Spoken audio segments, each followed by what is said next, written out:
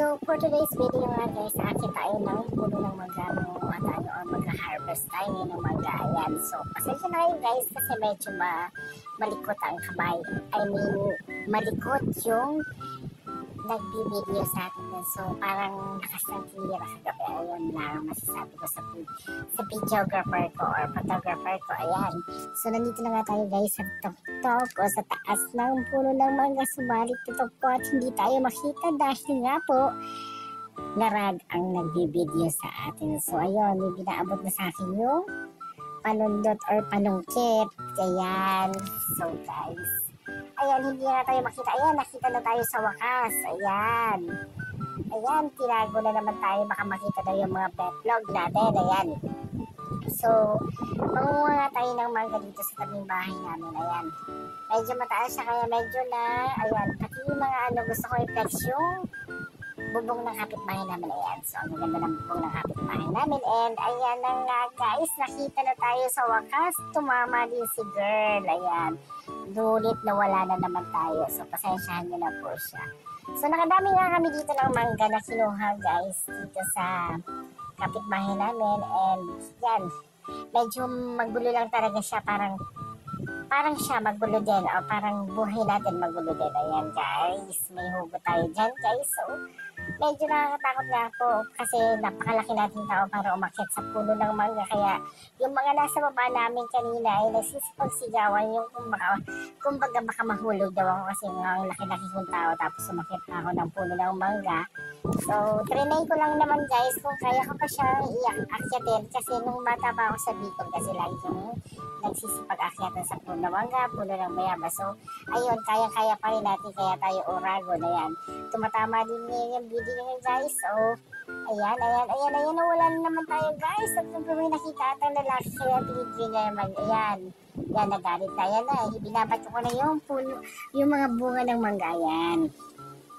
So, medyo masarap kasi ang bunga ng mangga pag bagong pitas. So, kahit hindi mo siya balatan, masarap siyang kainin guys, yun. Ayan, tingnan nyo po guys kung gaano siya kalikot. So, malikot din po ang kamay ng ating videographer kaya huwag natin isasama siya sa ating mga lakad. Ayan lang. So, eme lang. Ayan. So, sabi ko nga, itutok mo sa akin yung camera para makita naman na ako ang umaakyat. Pero, talagang malikot yung kamay niya. Ayan. Wala na naman tayo, guys. Ayan. Pinakita pa niya. Ayan siya, o, diba? Ayan.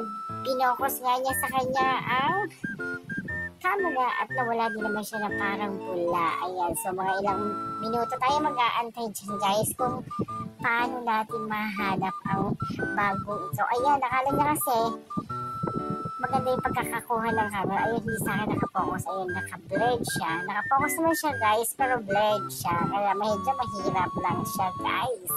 So, habang namumulat siya, nakatutok sa akin yung camera. Ayun, bato na ako ng bato ng bunga kasi ang dami nga talaga bunga, guys. Pwede natin itinda or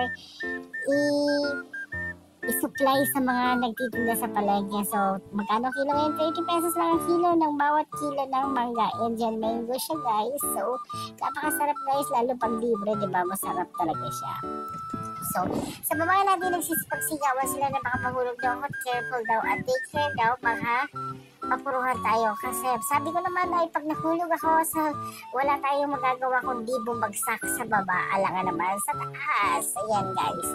So, mahigit isang 30 minutes din tayo nangunguha ng mangga dito at syempre hindi naman tayo madamot. Bibigyan natin ang may-ari ng mangga at yung mga audience natin. Bibigyan natin sila para naman matuwa sila sa ating mga pinagagawa dito. Yan lang guys. So, pagkatapos na nito guys, alam niyo na ang gagawin natin dito sa mangga ay gagawin natin pulutan. The best ang pulutan. Ayan, nakita natin si Haring Araw. Ayan, nakatutok kay Haring Araw yung camera natin guys. So, for today's video nga guys, na umakyat tayo, trinay natin kung kaya pa natin umakyat ng puno ng mangga since yan ang ginagawa namin sa Bicol when I was bata pa doon sa Bicol. So, ayan na nga ang aking videographer, si Rona. Shout out sa iyo, Rona. Thank you so much for taking this video kahit medyo malikot at magulo. Ayan, kita-kita nyo naman po ako nandun sa tuktok ng mangga. Ayan,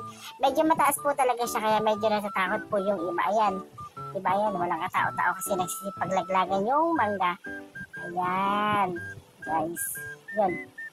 Tapos papakita ko sa inyo guys kung gaano kadami ang ating nakuhang mangga sa dito sa puno ng kapitbahay. So, hiningi lang po natin siya. Hindi po tayo nagbayad. So, ayan na nga guys. Pibidyohan natin kung gaano kadami yung nakuha nating mangga. Siguro hindi na ganun kadami kasi pinamigay ko na, sabi ko bigyan nyo na yung mga nasa baba. Ayan. Yan guys. So, hindi pa rin tumututok sa camera yung ano. Hindi ma-perfect ni ate girl mo. Ayan. Sabi ko bidyohan niya yung mga nakuha. Ayan, mga bata humihingi sila. Sige, kuha lang kayo dyan. Ayan. Ayan. So, malaki nga siya at